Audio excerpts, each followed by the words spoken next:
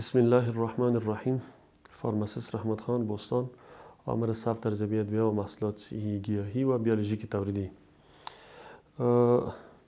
ما تقریبا در حدود 560 کمپانی در اداره ملی غذا و ادویه به سیستم سابقه راجستر داشتیم و تقریبا در حدود 2200 اقلام دوایی که به سیستم سابقه از این اداره البته سرتیفیکیت یا تصدیقنامه اخذ نموده است و او تقریبا وقتشان پره شده. یک تعداد کمپانی این تقریبا 16 سال یا 20 سال اضافه تر از این شده.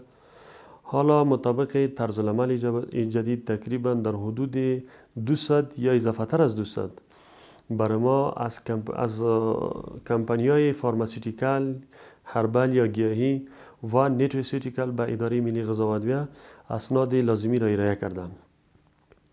و خوشبختانه که در این اواخر ما تقریبا 3 اجندا را هم گرفتیم و در اجندای آخری ما تقریبا الحمدلله یک کمپانی معتبر که مولتی نشنال هم بود 12 قلم ارائه کرده بود که 9 قلمش مورد تایید کمیته قرار گرفت و انشالله فردا برشان سرتیفیکیت داده میشه و رسما میتونه که دوا را وارد کشور بسازه. طابق طرز العمل جدید ما بسیار سهولت ها را مد نظر گرفتیم. یک تعداد اسناد که لازمی نباشه انشالله ما او را از سیستم حذف کردیم. یک تعداد اسناد قبلا خواسته میشد، اسنادایی که لازمی نبود.